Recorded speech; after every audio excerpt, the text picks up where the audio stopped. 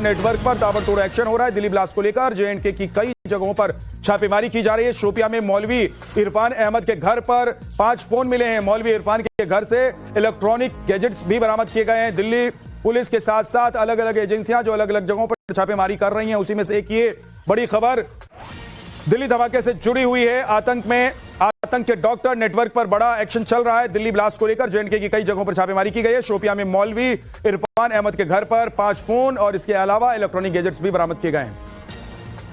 दिल्ली में हुए ब्लास्ट की जांच अब एनआईए कर रही है और ये जांच काफी तेज कर दी गई है। एनआईए की एक टीम श्रीनगर पहुंची है जहां आरोपियों की पूछताछ की जाएगी। लेकिन आज हम आपको विस्तार से बताएंगे कि असल कहानी क्या है और ये कहानी कहां से शुरू हुई।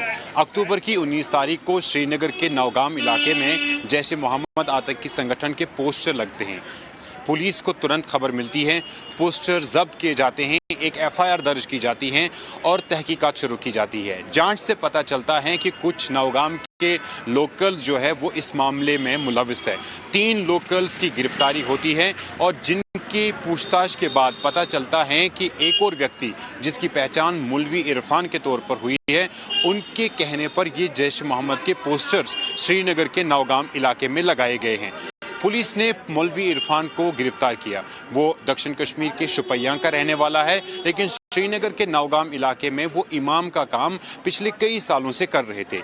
इमाम की पूछताछ हुई और उसकी पूछताछ के दौरान पुलिस को डॉक्टर अदील के बारे में पता चला। डॉक्टर अदील दक्षिण कश्मीर के काजीगुंड का रहने वाला है और डॉक्टर अदील उस वक्त सहारनपुर यूपी में एक प्राइवेट हॉस्पिटल में काम कर रहे थे। जम्मू कश्मीर पुलिस की एक टीम ने यूपी पुलिस के साथ मिलकर डॉक्टर अदील को सहारनपुर से गिरफ्तार किया। गिरफ्तार करने के बाद उसे श्रीनगर वापस लाया गया। श्रीनगर में डॉक्टर अदील की पहचान और डॉक्टर अदील की इन्वेस्टिगेशन शुरू हुई और जांच के दौरान डॉक्टर अदील ने पुलिस को चौंकाने वाली खबर बता दी।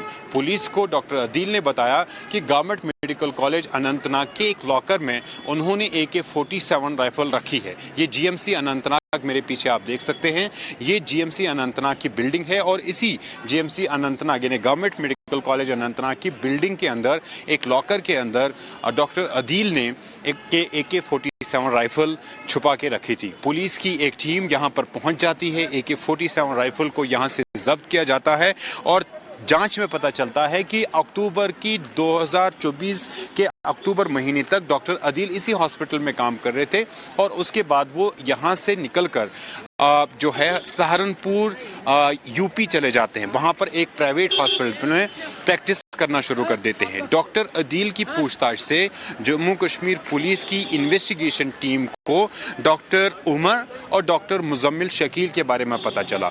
दोनों डॉक्टर फरीदाबाद में काम कर रहे थे और ऐसे में जम्मू कश्मीर पुलिस तुरंत एक्टिवेट हो जाती है। एक स्पेशल यूनिट जो है वो फरीदाबाद भेजी जाती है, जहां पर डॉक्टर जो मुजम्मिल शकील है उसकी गिरफ्तारी होती है। उसकी गिरफ्तारी के चंद दिन बाद वहां पर भी एक छापामार कार्रवाई होती है और उस छापामार कार्रवाई में बड़ी मिकदार में एक्सप्लोसिव्स जब्त हो जाते हैं।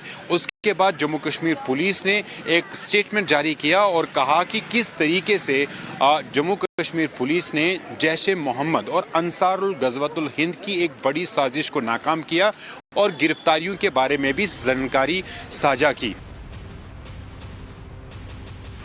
एक और बड़ी खबर नवभारत पर दिल्ली धमाके से जुड़ी हुई। आतंकियों के डॉक्टर नेटवर्क पर महबूबा मुफ्ती ने बयान दिया है। उन्होंने कहा है कि हमारी कौम एक बार फिर से बदनाम हो गई। पढ़े लिखे लोगों का नाम धमाकों में आ रहा है।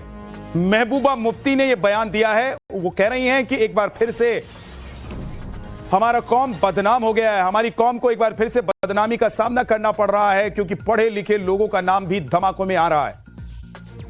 अल्फाज नहीं है जो ब्लास्ट हुआ दिल्ली में, उसकी मजम्मत, उसको कंडेम करने का, खासकर जो उसमें लोग जो जिनकी जान चली गई और जिस तरह जान चली गई वो दिल दहलाने वाला उस वक्त जो सामने नजर आ रहा था, बहुत अफसोसनाक था। और इसमें इससे भी बड़ी अफसोसनाक बात यह है कि उसमें हमारे कश्मीर के कुछ डॉक्टर्स का नाम आ रहा है और ये जो डॉक्टर हैं ये सबसे ज़हीन दिमाग है हमारे जम्मू कश्मीर के, सबसे एलीट हैं, जो पढ़े लिखे हैं, जो कौम के मेमार हैं, जो कौम की खिदमत करने के लिए इस ओहदे तक पहुंचे होते हैं। अगर खुदा ना खास्ता इन्वेस्टिगेशन के बाद जो बहुत साफ सुथरी होनी चाहिए, ये वाकई होता है कि ये डॉक्टर इसमें मुलविस थे, तो मुझे लगता है हम जम्मू कश्मीर के लोगों के लिए, बिलखुसूस हम मुसलमान कौम के लिए ये लम्हे फिक्र है।